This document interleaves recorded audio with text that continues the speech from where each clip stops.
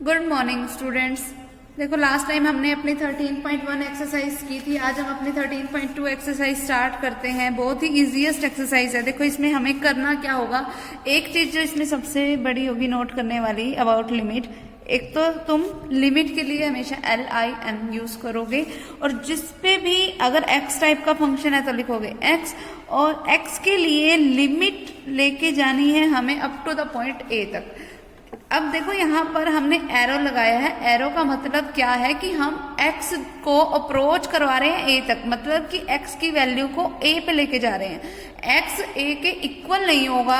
ऐसा पॉसिबल हो सकता है कि x की वैल्यू A से कुछ कम हो या कुछ ज्यादा हो, बट प्रॉपरली इक्वल नहीं होगा।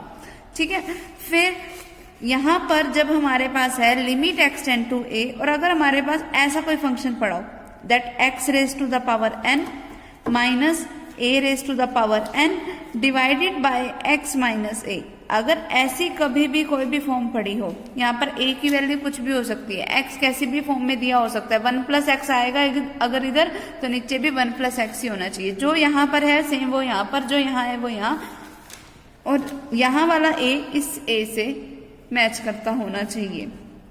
इन दोनों की पावर सेम होनी चाहिए। ये चीजें नोट करने वाली है इसमें।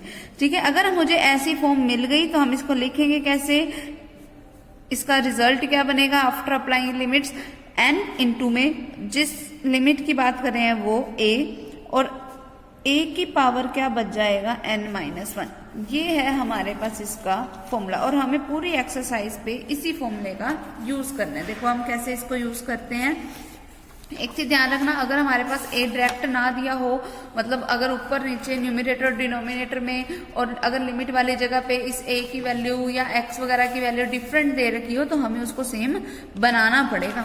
ठीक है, तो हम इसकी एक्सरसाइज के देखो हम सम स्टार्ट कर रहे हैं। फर्स्ट सम हमारे पास इसमें है क्या, that limit x tends to 1 x cube minus 1 divided by x minus 1। अब देखो x क्यूब माइनस 1 है, सबसे पहले क्या लिखा जाएगा, limit x tends to 1 x cube as it is. 1 को मैं क्या लिख सकती हूँ, 1 का cube divided by x minus 1। अब देखो ये सेम ऐसी फॉर्म बन गई ना हमारे पास। देखो यहाँ पर x, यहाँ पर भी x, यहाँ 1, यहाँ 1, यहाँ पर भी 1, और दोनों की पावर्स भी क्या है, सेम है। ऐसी फॉर्म बन गई। अब इसका रिजल्ट क्या कहता था कि जो पावर है पहले वो आ जाएगी आगे, तो आ गया 3, फिर a की पावर क्या आएगी n माइनस 1, यानी कि a क्या है यहाँ पे 1, इसका मतलब 1 की पावर क्या आएगी 3 माइनस 1। तो क्या बन गया 3 इंटू में 1 का स्क्वायर, 1 का स्क्वायर क्या होता है 1, 1 इंटू 3 क्या रिजल्ट आ गया 3।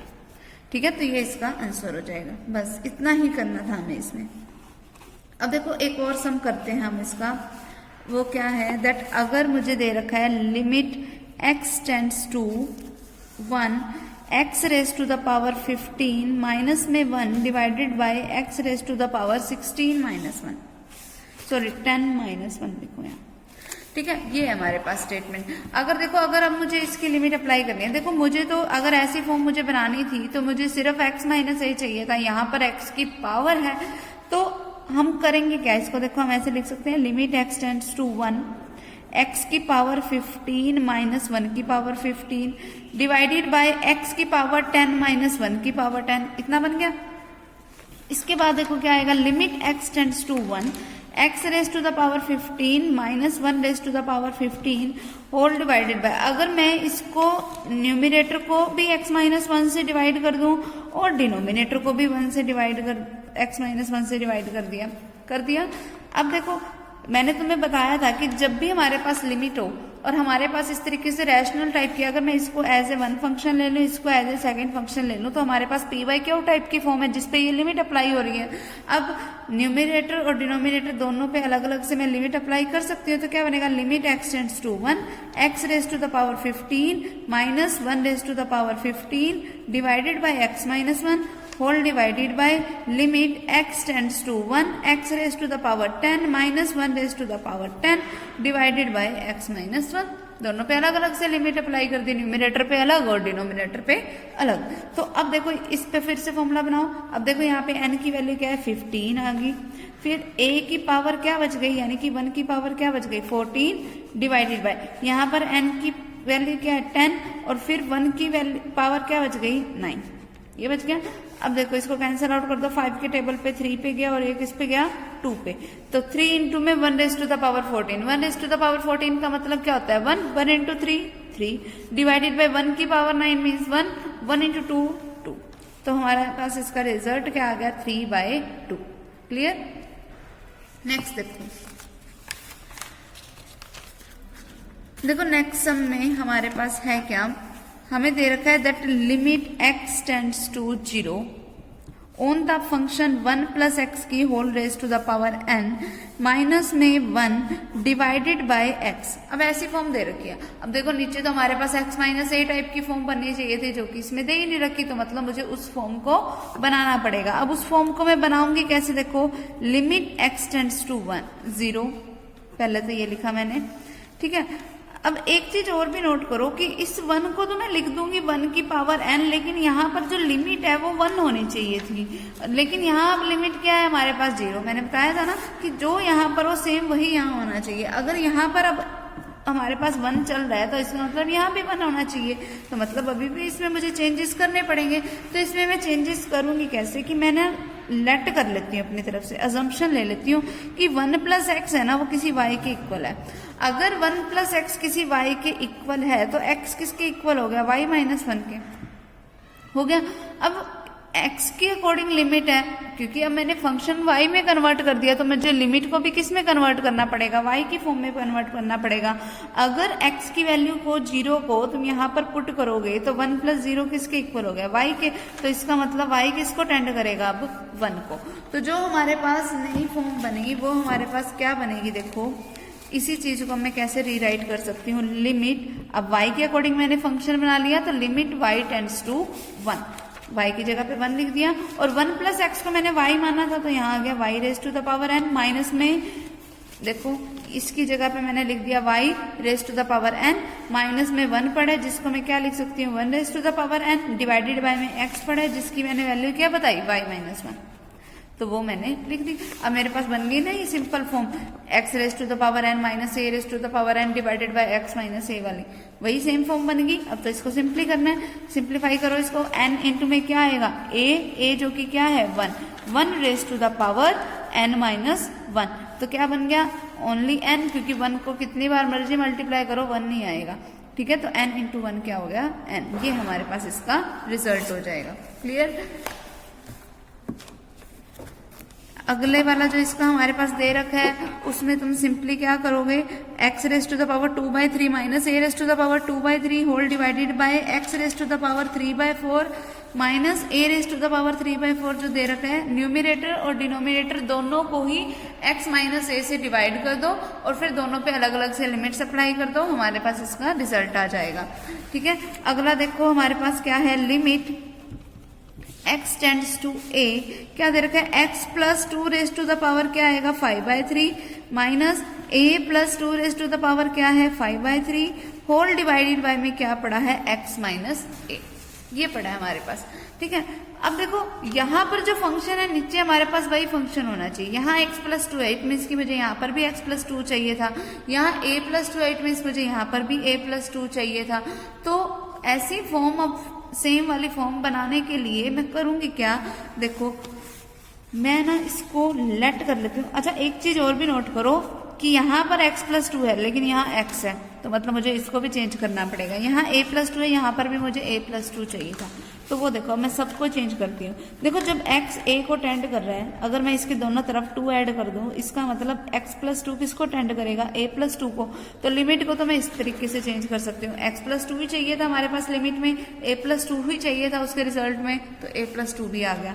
ठीक है, ये वाली लिमिट का तो हमने कर दिया। अब नीचे वाले पे आओ, देखो कैसे चेंज करते हैं इसको। लिमिट x प्लस 2 टेंड करेगा a प्लस 2 को, फिर x plus 2 raise to the power क्या है हमारे पास 5/3 minus a plus 2 raise to the power क्या है हमारे पास 5/3 डिवाइडेड बाय, अगर मैं यहाँ पर 2 ऐड भी कर दूं और 2 सब्ट्रैक्ट भी कर दूं, 2 ऐड भी कर दिया और मैंने 2 सब्ट्रैक्ट भी कर दिया। अब इसको देखो मैं कैसे लिख सकती हूँ, limit x plus 2 tends to a plus 2, क्या आएगा, x plus 2 raise to the power 5/3 minus a plus 2 raise to the power 5/3 divided by x plus 2 जो मुझे सेम चाहिए था यहाँ पे, फिर इनमें से माइनस कॉमन आ रहा है, अंदर क्या बच गया a प्लस 2। अब सारी जगह सेम बन गया ना, यहाँ x प्लस 2, यहाँ पर भी x प्लस 2, यहाँ पर भी x प्लस 2, यहाँ पर a प्लस 2 और यहाँ पर भी a प्लस 2, और इन दोनों की पावर्स भी क्या है, सेम है। तो बिल्कुल सही हो गया, सारा सेम हो गया। तो रिजल्ट क्या कहता है कि n आगे आ जाएगा, तो वो 5/3 आ गया। फिर जो a है, अब यहाँ पर a का काम कर कौन रहा है, a प्लस 2, और उसकी पावर क्या आ जाएगी, n-1 यानी कि 5/3 माइनस 1। अगर मैं इसको सोल्व करूं, एलसीएम लिया 3, क्या आएगा 5 - 3, जिसका मतलब क्या हुआ, पावर क्या बन गई 2/3। ठीक है, तो इसकी पावर क्या रह जाएगी 2/3। ये हमारे पास इसका रिजल्ट हो जाएगा। नेक्स्ट देखो हमारे पास क्या है, third sum, limit x tends to a, क्या दे रखा है मुझे, x की पावर 9 माइनस a की power 9 divided by x minus a equals to किसके होएगा, 9 के। ये दे रखा है। अब ये इक्वल दे रखा है और बोला कि हमें find all possible values of a। अब a की कितनी पॉसिबल वैल्यूज होंगी वो मुझे सारी की सारी निकालनी है।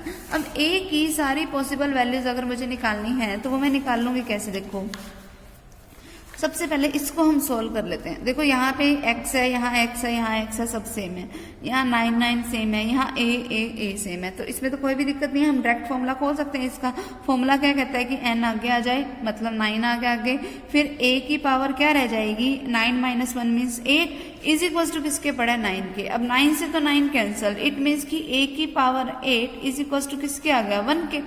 अगर a raise to the power 8 1 के इक्वल है तो हमारे पास जो a होगा उसकी पॉसिबल वैल्यूज क्या हो सकती हैं, a की पॉसिबल वैल्यू देखो, a की पावर है 8, इट मीन्स की पावर है इवन नंबर। अब किसी भी टर्म की अगर पावर इवन नंबर की वैल्यू अगर पॉजिटिव आ रही है तो पॉजिटिव तो किन किन कंडीशंस में आ सकती है, अगर नेगेटिव की भी पावर इवन हो तब भी पॉजिटिव रिजल्ट आता है, पॉजिटिव की पावर इवन हो तब भी पॉजिटिव रिजल्ट आता है। तो मुझे तो पता नहीं कि अंदर पहले जो रिजल्ट था वो पॉजिटिव था या नेगेटिव था, तो मैं यहाँ पर a इज इक्वल टू क्या लगाऊंगी, प्लस माइनस, और इस 1 को मैं क्या लिख सकती हूँ, 1 raise to the power 8, it means कि a मेरे पास किसके इक्वल हो गया, प्लस माइनस 1 के। ठीक है, तो यही मुझे निकालना था। तो पॉसिबल वैल्यूज ऑफ a क्या होगी, प्लस माइनस और 1। नेक्स्ट हम देखो, limit x tends to 2 x raise to the power n minus 2 raise to the power n divided by x minus 2 किसके इक्वल है, 80 के। फिर if n is a positive integer, n हमेशा क्या लेना है, पॉजिटिव लेना है। Then find the value of n, तो मुझे n की वैल्यू को निकालना है। अब देखो n की वैल्यू निकालती हूँ मैं, कैसे निकालूंगी, फिर से वही बात, इसी को सोल्व कर लो। इसको सोल्व करोगे n आगे आ गया, 2 की पावर क्या रह गई, n - 1 इज इक्वल टू में क्या पड़ा है, 80 पड़ा है। अब देखो मुझे ना इस 80 को इस तरीके से कन्वर्ट करना है ताकि मैं इनका कंपैरिजन कर सकूं। पहले मैं इसको 80 को 2 की फॉर्म में बनाने की ट्राई करती हूँ। अब 80 है, फैक्टर बनाने लगती हूँ ताकि मुझे इसको 2 की फॉर्म में मैं इजिली इसको कन्वर्ट कर पाऊँ। तो क्या आ गया, 2 40 2 20 2 10 2 5 5 1 फैक्टर बन गए इसके। क्या बने फैक्टर इसके, इसको देखो मैं कैसे लिख सकती हूँ, n into 2 raise to the power n - 1 किसके इक्वल आएगा, 80 का मतलब क्या हो गया, 2 तो आया 4 टाइम और 1 टाइम क्या आया 5, तो क्या लिख सकती हूँ 5 into 2 raise to the power 4, तो मतलब n into 2 raise to the power n - 1 किसके इक्वल हो गया, 5 into 2 raise to the power 5 - 1, ये हो गया हमारे पास। तो बाय कंपैरिजन मेरे पास n की वैल्यू क्या बन गई, 5, यही मुझे निकालना था। ठीक है, नेक्स्ट सम देखो क्या है हमारे पास,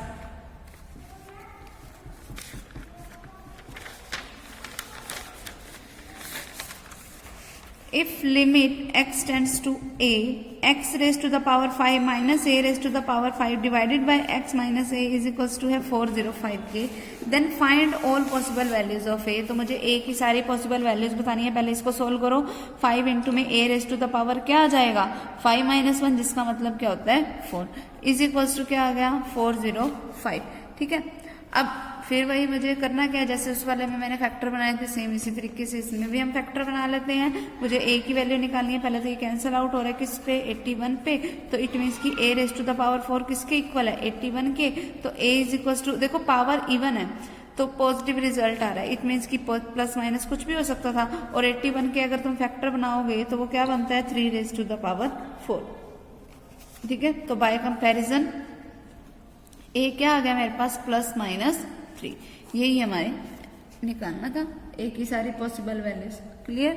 नेक्स्ट सम देखो, last sum of this exercise, find all possible values of a की सारी पॉसिबल वैल्यूज मुझे निकालनी है। If limit x tends to a, x cube minus a cube divided by x minus a is equals to, मुझे किसके दे रखा है, limit x tends to 1, x की पावर 4 माइनस 1 की पावर 4 बाय x माइनस 1, ये दे रखा है। अब मुझे a की पॉसिबल वैल्यूज निकालनी है।